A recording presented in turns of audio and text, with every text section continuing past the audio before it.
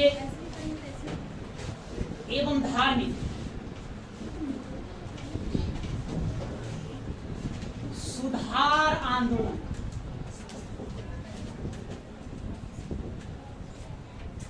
सुधार आंदोलन एक हम लोग 4वीं सदी ईसा पूर्व, 4वीं सदी ईसा पूर्व भी पढ़े थे। सामाजिक एवं धार्मिक सुधार आंदोलन ये पढ़ना। तो ये 19वीं सदी की कहानी है। जब ब्रिटिश भारत में आ जाएगा तो उसके बाद 19वीं सदी में, ये 19वीं सदी के प्रारंभिक दशक में भारतीयों को यह आभास हुआ कि भारत का समाज पिछड़ा हुआ और हमें इसको सुधारना होगा। लोगों ने धार्मिक कुरीतियां, सामाजिक कुरीतियां, आडंबरों को ही धार्मिक विश्वास समझ लिया। ये समझ लिया कि यही क्या है, धर्म है, जो कि यूरोपियन सभ्यता के अनुसार यदि तुलना किया जाए तो हम लोग काफी पीछे थे। इसी को सुधार करने के लिए धार्मिक सुधार आंदोलन को लाया गया। ठीक है, तो लिखने की काम पहले लिखेंगे थोड़ा सा, उसके बाद आगे चलेंगे। लिखिए,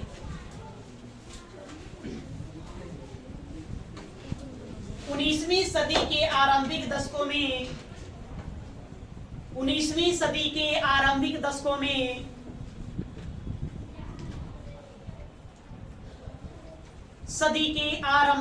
में देश के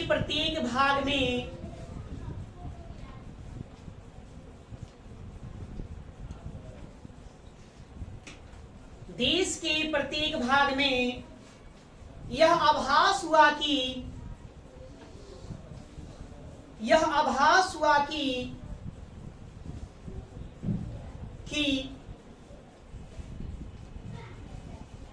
भारतीय समाज पिछड़ा हुआ है। भारतीय समाज पिछड़ा हुआ है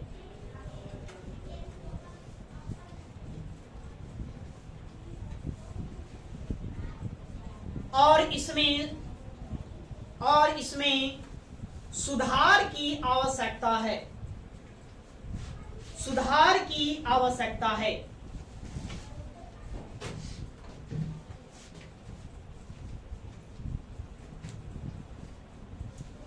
सामाजिक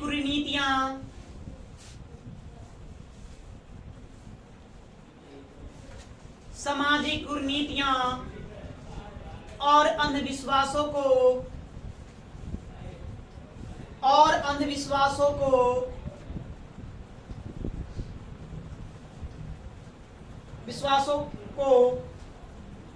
लोगों ने धार्मिक विश्वास मान लिया।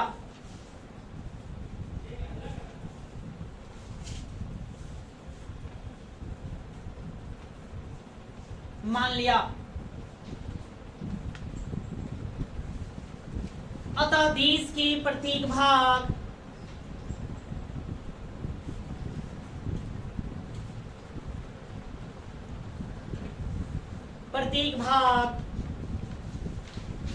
एवं प्रत्येक धर्म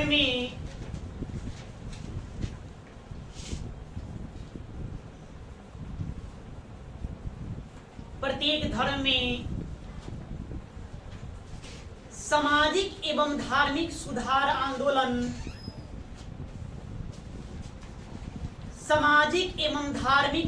आंदोलन। यहां आगे बैठ जाओ। लेट क्यों आती हो? टाइम से आया करो।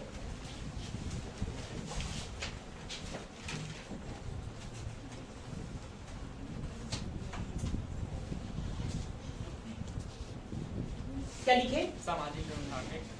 सामाजिक एवं धार्मिक सुधार आंदोलन प्रारंभ हुए।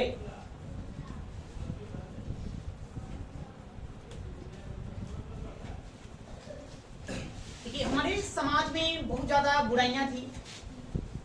शुरू से ही देखा गया इसमें बहुत ज्यादा बुराई थी। यूरोपियन लोग जब भारत में आए तो देखे कि भारत के समाज में काफी अधिक बुराइयां हैं, कुरीतियां।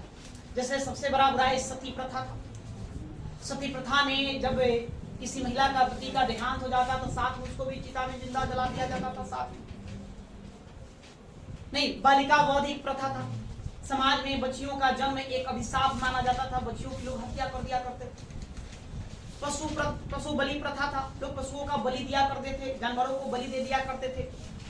बाल विवाह, नहीं, बचपन में लोगों को शादियां कर दिया, लोग शादी का मतलब ही नहीं समझता, अर्थ ही नहीं समझता, उसी समय क्या करते उनका विवाह कर देते। ये एक बुराइयां थी। इसके अलावा बहुत सारी बुराइयां भी आप थी, जैसे बहु विवाह प्रथा भी एक प्रचलित था। एक व्यक्ति कहीं कहीं शादियां करता था, ये भी क्या था, बुराइयां। तो बहुत सारी बुराइयां व्याप्त थी। इस समाज में भी बुराइयां थी और धर्म में भी बुराइयां थी। धर्म में वैदिक कर्मकांड, आडंबर, अंधविश्वास, ये सब कायम थे। समाज पर पुरोहितों का बोलबाला, माने पुरोहितवाद बहुत ज्यादा हावी। पुरोहित मतलब ब्राह्मण कहेंगे, ब्राह्मणवाद कहेंगे। ब्राह्मण हमारे समाज का जो कहता उसी की बात सत्य मानी जाती, उसको समाज में एक ऊंचा स्थान दिया जाता। ठीक है, इस सभी बुराइयों को दूर करने के लिए 19वीं सदी के प्रारंभिक दशक में धार्मिक एवं सामाजिक सुधार आंदोलन चलाया। यहाँ पर कई सारे उस समय के जो प्रबुद्ध लोग थे, जो शिक्षित वर्ग था, उसमें से निकलकर सामने आए और समाज को सुधारने में लग गए। तो आखिर क्या कारण था कि उसी समय ये धार्मिक सुधार आंदोलन, कुछ कारण तो रहा होगा। या तो पहले थोड़ा हम कारणों पर प्रकाश डालें। सामाजिक एवं धार्मिक सुधार, धार्मिक सुधार के कारण आखिर क्या कारण था कि उसी समय ये हो। तो कारण पहला हमने पढ़ा था 1813 का चार्टर अधिनियम। 1813 के चार्टर अधिनियम के तहत ईसाई मिशनरियों को भारत आने की अनुमति प्रदान कर दी गई। भारत में अपना इस्लाम धर्म का प्रचार प्रसार कर दी। ईसाई मिशनरी जब भारत आए और इस्लाम धर्म का जब प्रचार प्रसार करना शुरू किया, तो उसने सबसे पहले आघात किया। अब हम पहले से जो हम काम कर रहे हैं, नहीं, हमें आदत है चावल खाने का। आप कोई कह रहा है कि लोग चाह रहा है कि ये ना, ये रोटी खाए, चावल त्याग, तो क्या करो? पहले आप बुराई बताओगे कि चावल में क्या क्या बुराइयां हैं, तब तो हम उसको त्यागेंगे और नया चीज अपनाएंगे। तो ईसाई मिशनरी जब भारत में आए तो वो चाहते थे कि सभी लोग ईसाइयत में कन्वर्ट हो जाए, ईसाई धर्म को अपना ले। ईसाई धर्म को यूं तो कोई अपनाएगा नहीं। यहाँ रूढ़िवादी व्यवस्था के तहत सनातनी धर्मी लोग चल रहे थे, इस्लामिक धर्म के भी लोग थे, सिख लोग भी थे। तो उन लोगों ने, ईसाई मिशनरियों ने हिंदू धर्म में, इस्लाम धर्म में बुराइयों को बताना शुरू कर दिया कि क्या क्या आपके अंदर बुराइयां हैं। वो तो अपने फायदे के लिए किया, लेकिन भारतीय समाज को फायदा हुआ। भारत के लोग क्या हुए, बात को समझना शुरू कर। तो ये कारण आप बता सकते हैं कि ईसाई मिशनरियों का, ईसाई मिशनरियों का भारत आगमन, यह एक कारण है। वो आया, उसी ने लोगों को बताया, आंख लोग समझे। दूसरा, पश्चात शिक्षा, ये कह सकते हैं आप अंग्रेजी शिक्षा, अंग्रेजी शिक्षा का विकास, अब अंग्रेज लोग आएंगे तो हमने पढ़ा 1813 के चार्टर अधिनियम में ही लिखा गया कि भारतीयों की शिक्षा पर कितना, प्रत्येक वर्ष 1 लाख रुपए खर्च किए जाएंगे। वो तो अपनी सुविधा के लिए, अपने फायदे के लिए समाज को पढ़ाना चाहता था, भारतीयों को पढ़ाना चाहता था। लेकिन जब भारतीय लोग पढ़े तो पढ़ने के बाद उनकी मानसिक जो क्षमता है वो बढ़ी, उनकी सोचने की जो शक्ति थी, क्षमता थी, वो बढ़ी। लोग बात को फिर समझने लगे कि हमारे धर्म में क्या क्या बुराइयां।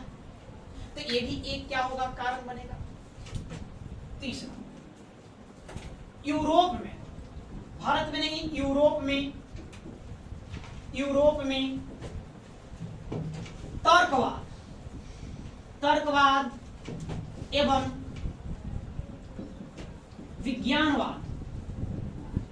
विज्ञानवाद का उदय। तर्कवाद मतलब कि हर बात पर तर्क दे। देखिए, यूरोप में इस समय जो समाज था काफी विकसित हो चुका था, प्रबुद्ध हो चुका था। तो वहां पर तर्कवाद और विज्ञानवाद जैसे विचारों को लोग अध्ययन करने लगे। वहां पर विज्ञान का भी खोज हो चुका था, साइंस का भी लोग खोज हो चुका था। अब साइंस क्या करता है, ईश्वर को चुनौती देता।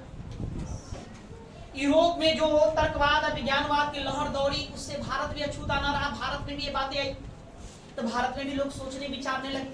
लोगों ने समझा कि नहीं, हमारे समाज में, धर्म में काफी बुराइयां हैं, उसको क्या करना होगा, दूर करना होगा। एक कारण में। और आप कह सकते हैं ब्रिटिशों का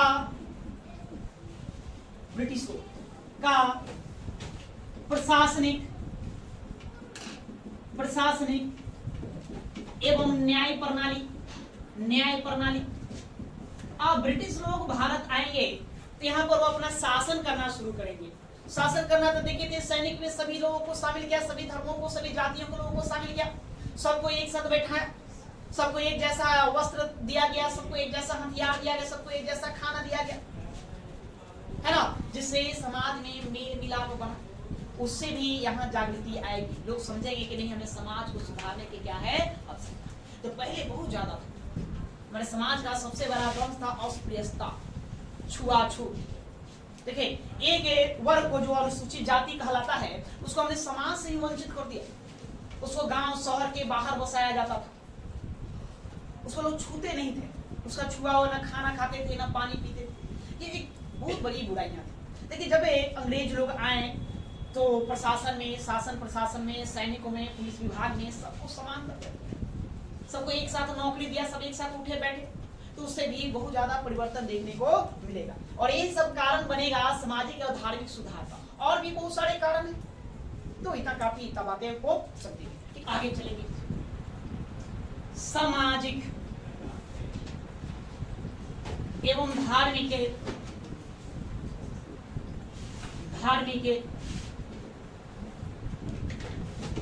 सुधार से संबंधित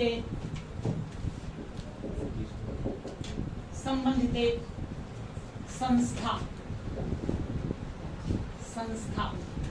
या आप व्यक्ति कर सकते हैं व्यक्ति। अब कौन कौन से वो संस्था है जिसके माध्यम से सामाजिक और धार्मिक सुधार लाया गया, क्या हो? तो इसमें हम सबसे पहले देखेंगे ब्रह्म समाज। इसको देखेंगे ब्रह्म समाज। ब्रह्मा सभा था पहले, फिर बाद में आगे चल क्या बन जाएगा? समाज बन जाएगा। और इससे जुड़े हुए मुख्य व्यक्ति कौन है? इसके संस्थापक राजा राम मोहन। पहले हम इनको देखेंगे, उसके बाद अन्य। तो हेडिंग देंगे आप ब्रह्म समाज, राजा राम मोहन राय।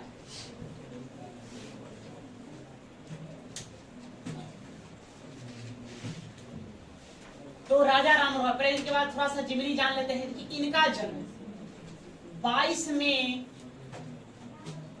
1772 ईस्वी में होगा। कहां होगा? तो राधापुर ये पड़ता है हुगली कहां है? पश्चिम बंगाल। ये इनका जन्म है। ये राधापुर हुगली पश्चिम बंगाल में एक ब्राह्मण परिवार में जन्मे नहीं, ये खुद क्या थे? ब्राह्मण। लेकिन ये ब्राह्मणवाद से ही लड़े। इनका मृत्यु होगा 27 सितंबर 1833। ब्रिस्टल में इनका निधन होगा। ब्रिस्टल इंग्लैंड में इनका क्या होगा? निधन।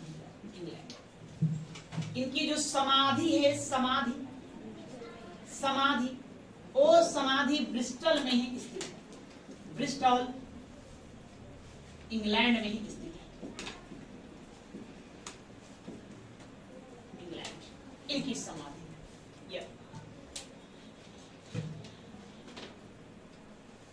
उपाधि, इनको बहुत सारा उपाधि दिया गया है। पहले हम इन उपाधियों को देख लेते हैं कि राजा राम मोहन राय को कौन कौन सा उपाधि प्रदान किया गया है। तो पहला, इनको राजा का उपाधि दिया गया। तो राजा का उपाधि मुगल बादशाह अकबर द्वितीय के द्वारा दिया जाएगा। अकबर द्वितीय द्वारा इनको राजा की उपाधि दिया जाएगा। एक हुगली लिखा हुआ, क्या लिखा हुआ है? हुगली नहीं लिखेंगे। एक हुगली है, ये हुगली कहां पड़ता है? ये हुगली आपको कर्नाटक में मिलेगा। कहां? कर्नाटक में। नहीं, ये हुगली नहीं। इनको युग पुरुष कहा गया। युग पुरुष इनको सुभाष चंद्र बोस कहेंगे। सुभाष चंद्र बोस। ये इनको युग पुरुष का उपाधि देंगे। इन्हें आधुनिक भारत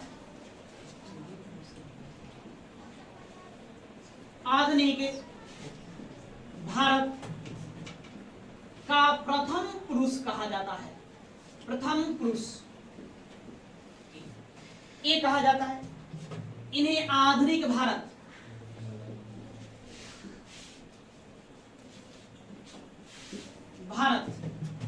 का जनक या पिता कहा जाता है। पिता ऐसे आधुनिक भारत का निर्माता हम किनको कहते हैं? लॉर्ड डाल्टन को कहा जाता है। तो इंफ्रास्ट्रक्चर के कारण उसने बहुत सारी संरचनाएं का विकास किया, कुछ सुधार भी लेकर आया, जिसके कारण उसको कहा जाता है। और इनको आधुनिक भारत का जनक या पिता कहते हैं। भारत के समाज को सुधारने का काम करेंगे, यहाँ के धर्म को सुधारने का ये काम करेंगे, इसलिए इनको आधुनिक भारत का जनक या हम यहाँ क्या कहते हैं? पिता कहते हैं। भारतीय पत्रकारिता का जनक,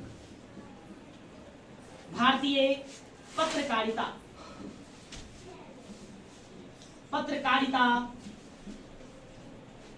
का जनक इनको कहा जाता है।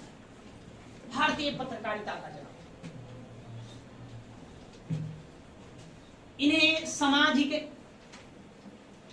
सामाजिक एवं धार्मिक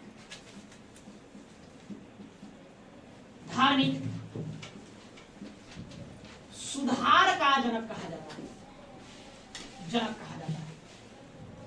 इन्हें और कहा जाता है नव भारत का तारा। इन्हीं को कहा जाता है। इन्हें और भी कह सकते हैं, इन्हें अतीत एवं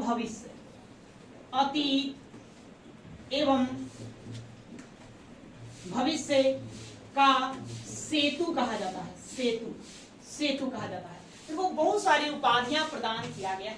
कितनी सारी इनकी उपाधियां ना। राजा युग पुरुष कहलाएंगे, आधुनिक भारत का प्रथम पुरुष कहलाते हैं, आधुनिक भारत का जनक या पिता कहते हैं, भारतीय पत्रकारिता का जनक कहते हैं, सामाजिक एवं धार्मिक सुधार का जनक कहते हैं। इनको नव भारत का तारा कहा जाता है। अतीत एवं भविष्य का सेतु भी इनको कहते हैं।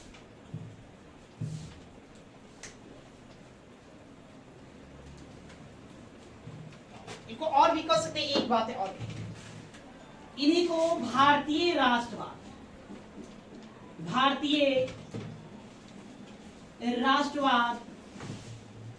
का अग्रदूत भी कहा जाता है या जनक भी कहा जाता है। देखिए अब थोड़ा सा हम समझेंगे राजा राम मोहन राय। देखिए किसी भी व्यक्ति को समझना है तो उसके हम विचार को देखेंगे, उसके विचारधारा को परखेंगे, उसी से समझ में आता है वो किस प्रकार के व्यक्ति थे, उनकी क्या शैली रही होगी। तो राजा राम मोहन राय के विचार, उनके विचार तो विचार को समझना तो दो बात है। पहला कि ये समर्थक किस बात के थे, किस बात का वो समर्थन करते थे। और दूसरा और क्या देखेंगे? विरोधी वो किस विचार के थे, वो क्या किसका विरोध करते थे, ये जिसको देखिए। राजा राम मोहन राय समर्थक थे एकेश्वरवाद। इसके ये क्या थे? समर्थक थे। एकेश्वरवाद समझते हैं। इनका मानना था कि ईश्वर एक है। इनके बारे में बताया जाता है, इनका जीवनी पढ़ेंगे तो ये कलकत्ता जो देख रहे हैं आज वर्तमान वही हुगली है। हुगली के एक ब्राह्मण परिवार में इनका जन्म हुआ। इनके पिताजी खुद एक पुरोहित थे। इन्होंने एक बार देखा कि गणेश भगवान पे कथा बताई जाती है कि गणेश भगवान पे एक लड्डू चढ़ाया गया था, है ना, और उसको चूहा लेकर जा रहा था। उन्होंने कहा कि जब ईश्वर अपने प्रसाद की रक्षा नहीं कर सकता है तो लोगों की रक्षा क्या करता है। ये उनकी अपनी विचार, इसको लेकर के वो ब्राह्मणवाद के विरोध बोलने लगे। अब जिसका पिता ही खुद मतलब ब्राह्मण हो और उसका पुत्र इस तरह से विरोध करे तो घर में ही विरोध होने की बातें हो जाएगी। इसलिए उनको कहा जाता है कि समाज से निकाल दिया, घर से निकाल दिया। उनके पिताजी घर से ही निकाले। तो एक ईश्वरवाद के समर्थक ये नहीं करते थे कि ईश्वर नहीं है, ईश्वर है, लेकिन ईश्वर क्या है? एक है। अनेक नहीं, अर्थात वो बहुदेववाद के विरोधी थे। बहुदेववाद के विरोधी थे। उनका कहना था कि ईश्वर ढेर सारा नहीं, सब एक है। अब सभी धर्म का भी उद्देश्य एक ही है, बशर्ते मार्ग अलग अलग है, तरीका अलग अलग है, एक इनका मानना था। आत्मा की अमरता में विश्वास था। ये आत्मा की अमरता में विश्वास है। आत्मा क्या है? अमर, मरता है मनुष्य का शरीर, आत्मा नहीं मरता है। आत्मा क्या करती है? सिर्फ शरीर को बदल देता है, एक शरीर को त्याग करके दूसरे शरीर में प्रवेश करता है, ये मानता है। सभी धर्मों के समर्थक थे, सभी धर्मों के समर्थक, सभी धर्मों को यह समर्थन देते थे। कहते हैं सभी धर्म एक समान है, हमें किसी दूसरे धर्म की बुराई नहीं करना चाहिए। इन्हें कि अपने धर्म को अच्छा बेहतर दिखाने के लिए दूसरे धर्म का हम बुराई करें, ये कतई नहीं होना चाहिए। ये उनका मानना था। ये उसके क्या थे? विरोधी। एक कर्म फल में विश्वास रखते थे। कर्म फल में विश्वास कहते थे कि आप बस कर्म करिए, फल की चिंता नहीं करना, अपना कर्म करते जाएंगे। कर्म फल में इसको क्या था? विश्वास। ये इसके क्या थे? विश्वासी थे, समर्थक थे। विधवा विवाह के ये समर्थक नहीं। उस हमारे समाज में उस समय एक विधवा विवाह बहुत बड़ी बुराइयां हुआ करती थी।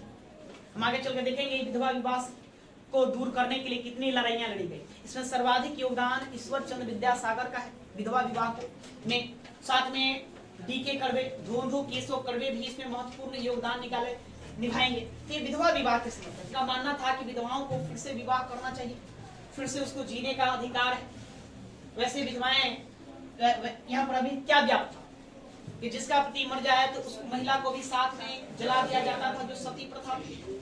और जो बच जाता था इससे, उसको समाज में बहुत ज्यादा अवहेलना झेलना पड़ता था, तिरस्कार झेलना पड़ता था। तो इसके ये समर्थक रहेंगे, विधवा विवाह के क्या रहेंगे? ये समर्थक रहेंगे। अंतर जातीय विवाह, अंतर जातीय विवाह के क्या है? समर्थक। ये कहेंगे कि नहीं अंतर जातीय विवाह होना चाहिए, उसमें दो मत की बात नहीं है। निर्गुण ब्रह्मा की उपासना हमें ईश्वर की उपासना तो बिल्कुल ही निर्गुण निराकार मौन से करना चाहिए, ये इसके समर्थक रहेंगे। नैतिकता के समर्थक, नैतिकता पर ये बल देते थे। नैतिकता पर बल, इस जो बहुत ज्यादा बल ये नैतिकता पर देंगे। बोले कि नहीं है ना, धर्म तो सही है, लेकिन सबसे पहले क्या देखना चाहिए? नैतिकता को देखना चाहिए। अर्थात ये मानव धर्म के समर्थक। मानव कहते थे मानव से बढ़कर कोई धर्म नहीं है, मानव धर्म पर ध्यान देने की बात है। ये इस बातों के समर्थक थे। विरोधी, जब एक ईश्वर को आप मानेंगे तो बहु ईश्वर को मानने से इनकार कर देंगे। तो एक ईश्वरवाद के समर्थक थे तो बहु देववाद के क्या थे? ये विरोधी थे। साथ ही समाज में सामाजिक कुरीतियां में देखेंगे तो सामाजिक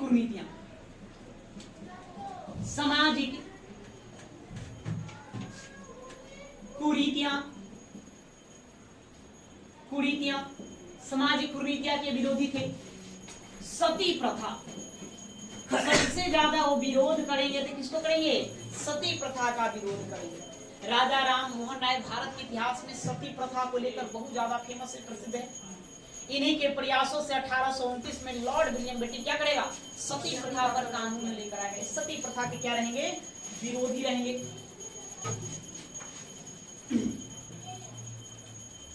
पर्दा प्रथा के विरोधी थे। उस समय का समाज था कि महिलाओं को पर्दा में रहने की बातें कहता था। तो कैसा समाज रहा होगा कि महिलाओं को घर से बाहर निकलना तो दूर की बात, किसमें रहना है? आपको पर्दे में रहना है। तो पर्दा प्रथा के विरोधी थे। बाल विवाह के विरोधी।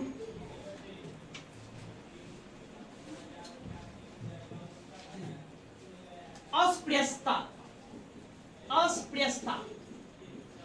मतलब क्या? छुआछूत एवं जातिगत व्यवस्था इसके एक विरोधी रहेंगे।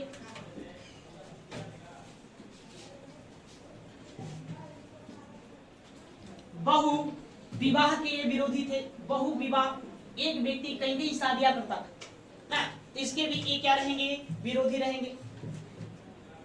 अंधविश्वास, अंधविश्वास, आडंबर व कर्मकांड, कर्मकांड के ये क्या रहेंगे, विरोधी रहेंगे। इसका ये क्या करेंगे, विरोध करेंगे।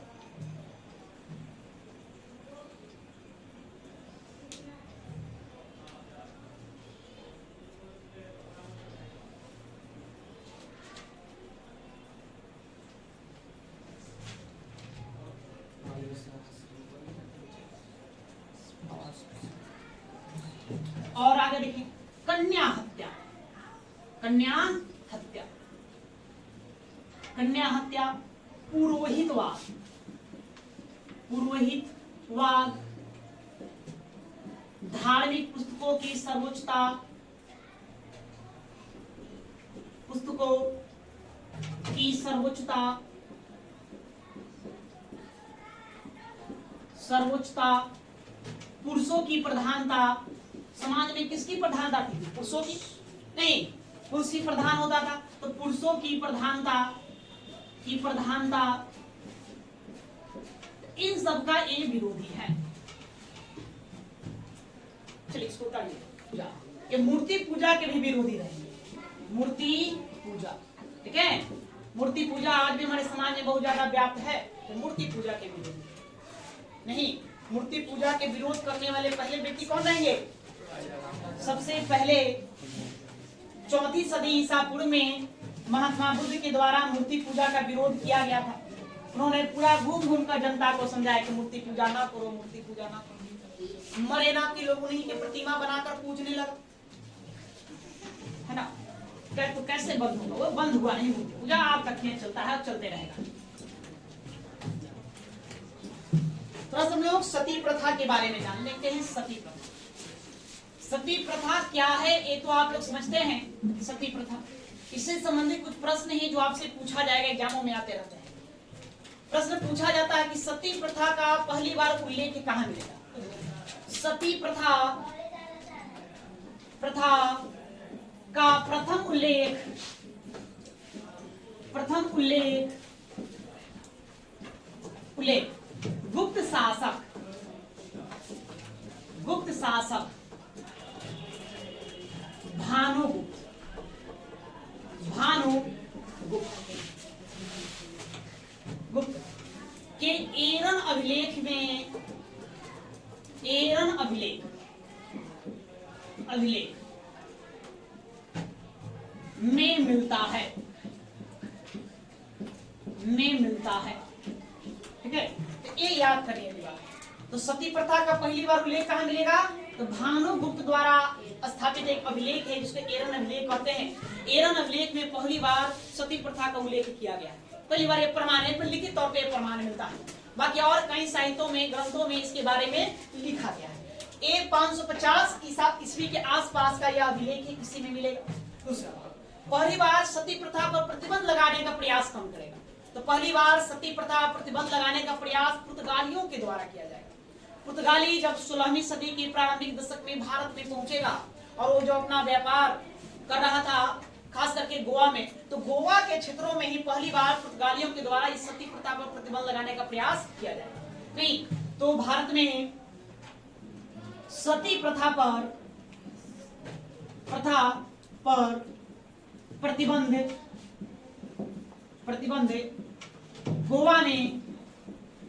गोवा में पुर्तगालियों के द्वारा, पुर्तगालियों के द्वारा लगाया गया, ये पहला प्रयास था सती प्रथा को रोकने के क्षेत्र में। उसके बाद फिर राजा राम मोहन राय जब वो सामाजिक धार्मिक सुधार आंदोलन चलाए, तो उन्हीं के प्रयासों से उस समय का तत्कालीन जो ब्रिटेन का है, जो बंगाल का गवर्नर जनरल था लॉर्ड विलियम बेंटिंक, उसी ने 1829 में कानून बनाकर इसको रोक दिया, प्रतिबंध लगा दिया। तो 1829 ईस्वी में राजा राम मोहन राय के प्रयासों से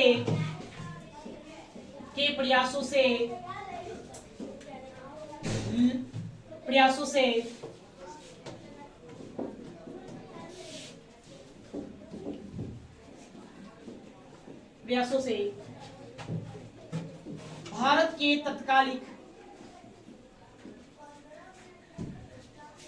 तत्कालीन गवर्नर जनरल, पहले वो बंगाल का रहेगा, उसी समय इसको क्या भारत का गवर्नर जनरल बना दिया जाएगा। तत्कालीन गवर्नर जनरल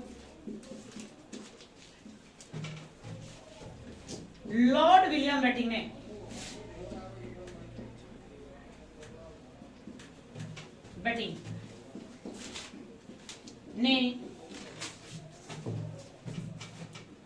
विधि बनाकर, कानून बनाकर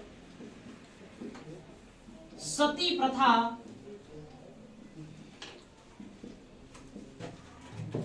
पर प्रतिबंध लगाया।